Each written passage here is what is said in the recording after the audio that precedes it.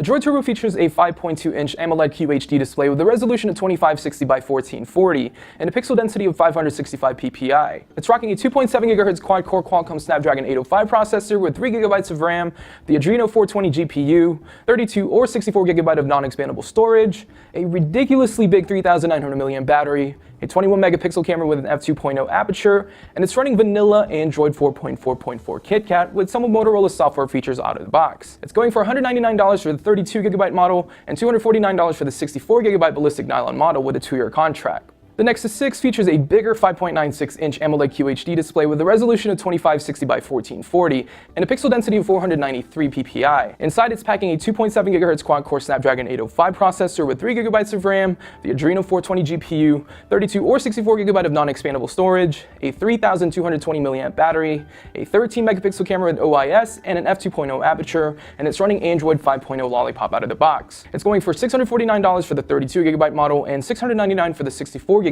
model off contract. The Nexus 6 will be available for AT&T, T-Mobile, Sprint, and US Cellular this November, but we're still in the dark on how much it's going to cost.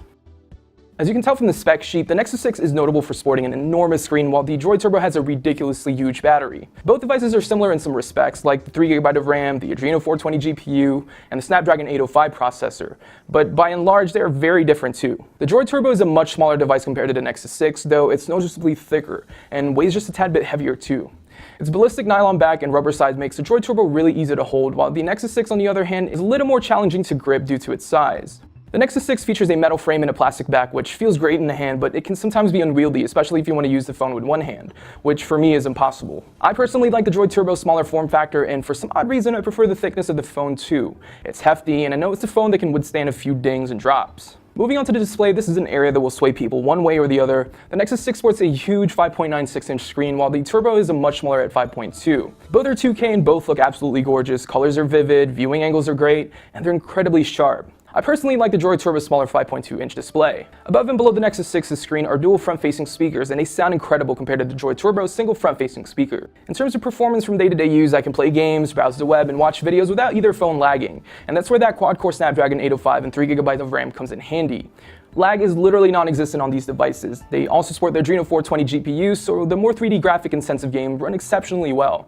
Now, since both phones are running different versions of Android, it's kind of hard to tell which is faster, but with Android Lollipop's animations and transitions, I think the Nexus 6 is just a tad bit faster. With the Nexus 6, you get Android Lollipop out of the box, which is Google's amazing new update. Material design looks great, the animations, the transitions, it's the best looking OS in mobile, no question. The Droid Turbo, on the other hand, is still sporting Android 4.4 KitKat, which looks downright updated in comparison. However, you do get the benefit of Motorola's awesome software tweaks with the Turbo, and it's only a matter of time before Lollipop hits the Verizon device. You have Moto Display, which lets you quickly glance at notifications in time without waking your phone, and there's also Moto Voice, where you can prompt Google Now without touching your device.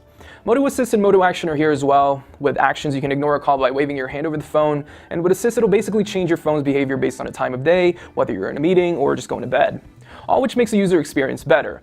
Now with Android Lollipop, you can add multiple users or guests if you want to share your phone with a family member or a friend, enable priority mode to let only the important notifications come in, and on the Nexus 6 there's an option to enable ambient display, which I personally like better than Moto Display. It essentially shows your entire lock screen in black and white, so that means you can quickly peek at whatever notifications you have at that moment and quickly interact with them. I think Google did a really good job designing Android Lollipop. It's simplistic, modern, and it's just downright fun to use.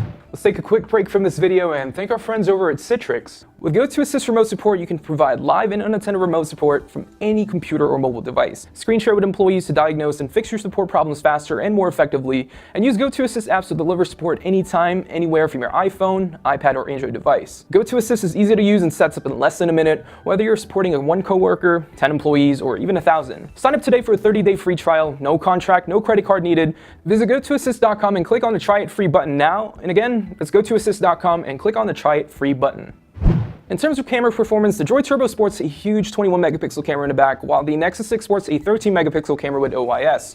Now right off the bat, the Droid Turbo may seem like the better option here with its 21 megapixel sensor, but I noticed that the Droid Turbo's shutter is a bit slow compared to the Nexus 6, which could introduce blurriness and fuzziness to shots. The Nexus 6's camera is probably the best Nexus camera I've tried. It has OIS built in, so I don't have to worry about getting blurry shots or shaky videos, though the Droid Turbo is a bit sharper in some cases, but a bit unsaturated compared to the more punchy Nexus 6 camera. Unfortunately, neither is all that good in low light. Noise and some grain is definitely apparent, while both struggle with focusing. The Nexus 6 is definitely better at low light thanks to its OIS, but performance is particularly great to begin with. Now, last but not least, the battery life. The Droid Turbo is known for its humongous 3,900 mAh battery, and it's one heck of a battery.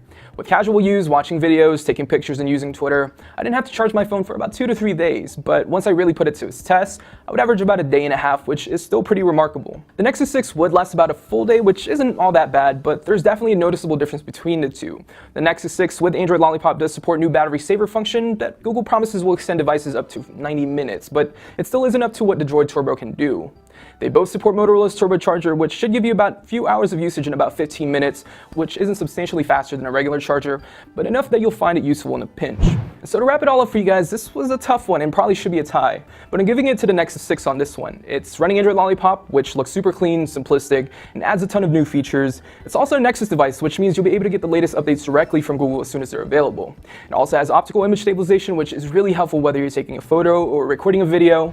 The Droid Turbo is an awesome phone as well, and its battery life is to die for, but its speakers and camera are a bit of a disappointment, and it's also Verizon exclusive, which makes it much less accessible. It should, however, get updated to Android Lollipop very soon since Motorola doesn't put a skin over Android. You can't go wrong with either Motorola device, but the Nexus 6 wins this round.